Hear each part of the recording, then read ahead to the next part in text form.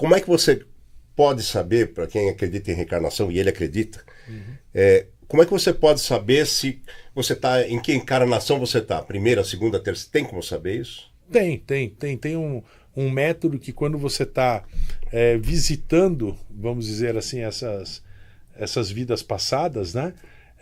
Você consegue saber qual o número da reencarnação que você está. Por exemplo, eu estou na 256. Caramba. Nesse planeta, né? Mas também a gente tem que levar em conta uma coisa, né, Oscar? Antigamente as vidas eram muito curtas, né? Por conta de uma falta de medicamento, saúde, cuidado, de tudo, né? Estimativa de vida era Se tivesse o podcast naquela época, as pessoas viveriam mais. Tá vendo? Você sabe que eu tenho um amigo que eu tenho certeza que ele foi em São Jorge, né? É mesmo?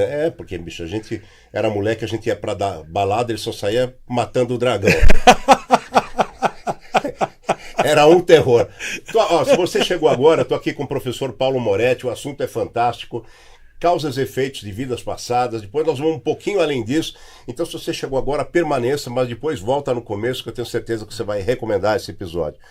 Paulo Moretti, me fala o seguinte, por exemplo, a pessoa que ela...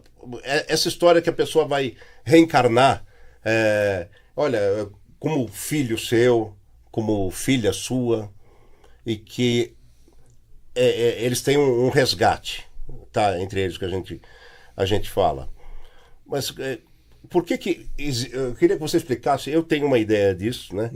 Mas que você explicasse aí para o grande público como é que funciona isso, essa ideia de reencarnar como filho, como filha, porque existe um resgate entre os dois para cumprirem como irmãos ou para cumprirem como pai. Tem isso, né? Tem, mas isso não é obrigatório. Entendi. Já digo assim de antemão que não é obrigatório. Por quê? Tudo isso são opções, né? A gente tem que pensar que existem diversos níveis de desenvolvimento espiritual. E por isso existem diversas religiões, diversos locais de desenvolvimento. Imagina você, Oscar, e você aí de casa, olha só.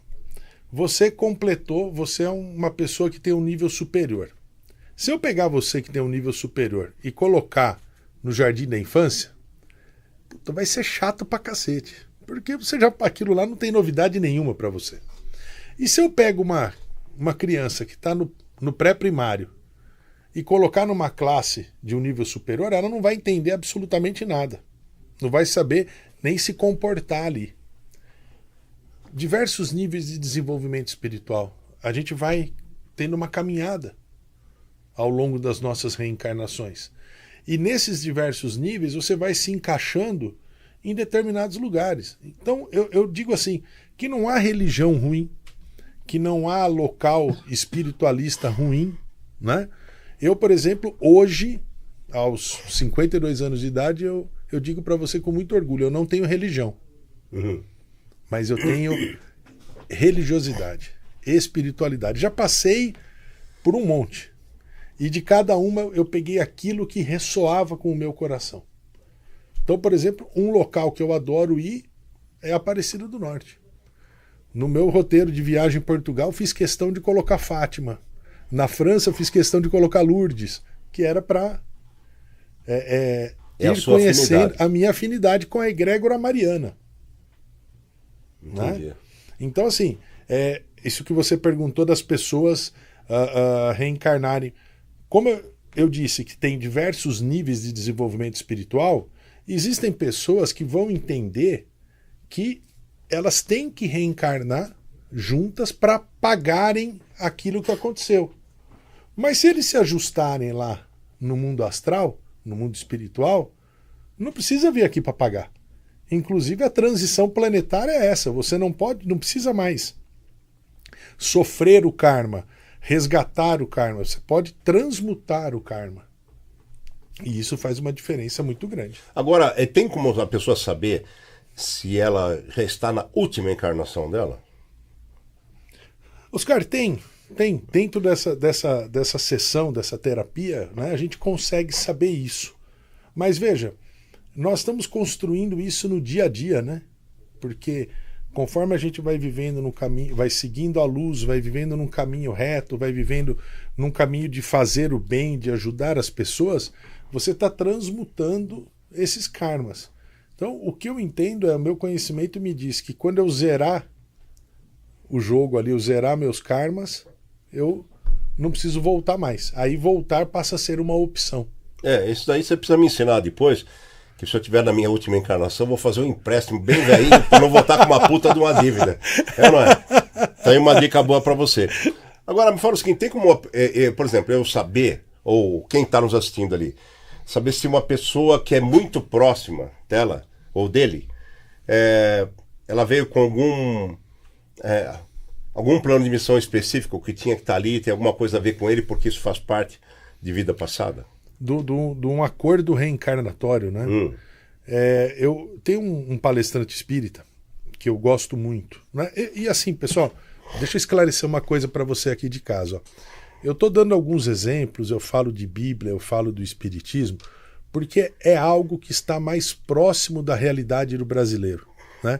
Uma das coisas que o Pardini me pediu quando me convidou para vir aqui, falou assim, ó, vamos fazer um bate-papo. Então, em bate-papo, a gente faz uma conversa de bar aqui. Exatamente, né? informal. Informal. Né? Não adianta eu ficar colocando coisas com palavras. Né? Adoro, por exemplo, o Divaldo Franco, mas eu acho o linguajar dele extremamente culto e castiço para a realidade do povo brasileiro. Talvez se ele falasse um pouquinho nós fumos e nós vertemos, né? O pessoal entenderia melhor. Essas linguagens rebuscadas acabam sendo normal, né? Você lê se você for ler um livro de André Luiz ou mesmo de Allan Kardec, você vai ter a dificuldade para interpretar. Exatamente, né? Exatamente. Mas tem um palestrante espírita que eu gosto muito, que é o Haroldo Dutra.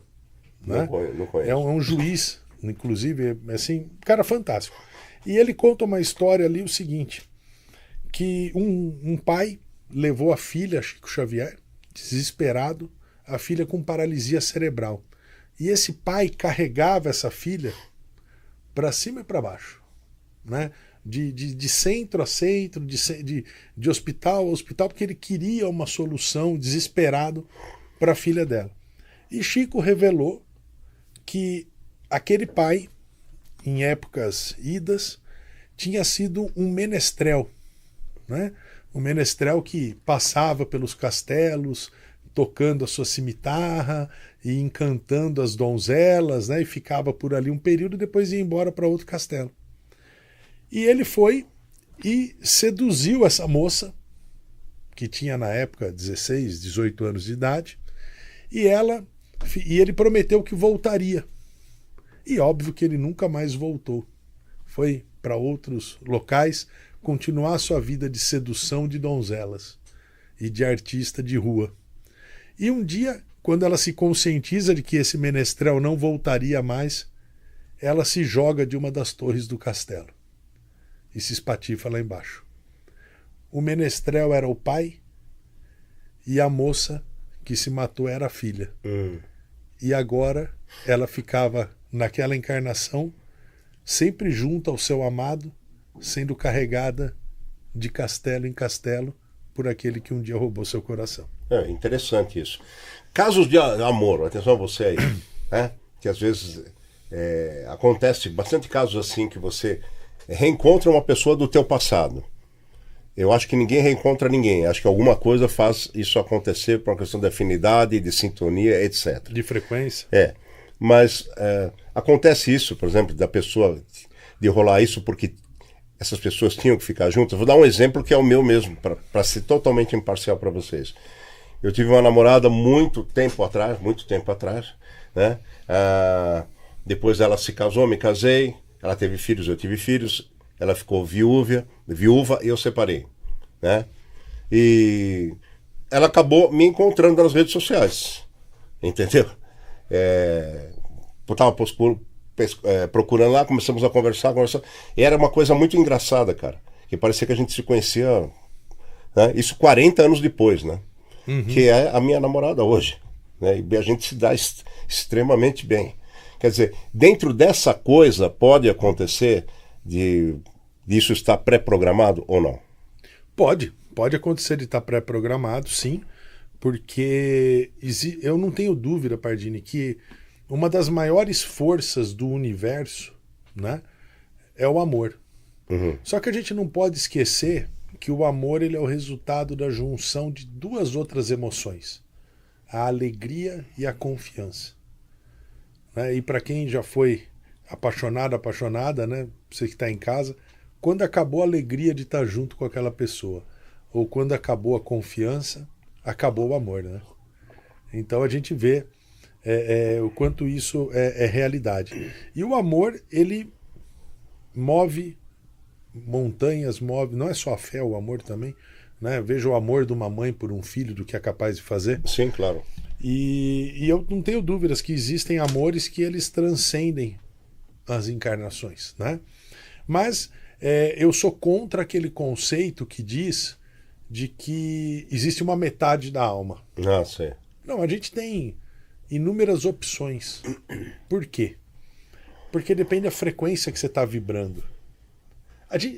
Sabe, eu não consigo acreditar, Pardini, naquelas pessoas que falam assim: ah, só dá certo porque eu sou totalmente diferente dela. Não. Né? Se você não tiver um mínimo de afinidade, um mínimo de coisas em comum, como é que dá certo um relacionamento? Né? Mas eu acredito sem dúvida que a frequência, os amores que transcendem a eternidade, que a gente precisa, a gente tem inúmeras metades da alma, né? Ou tampa da panela, metade das laranjas. Embora tem pessoas que nasceram para ser frigideira, né? Ou bagaço, não tem né? tampa.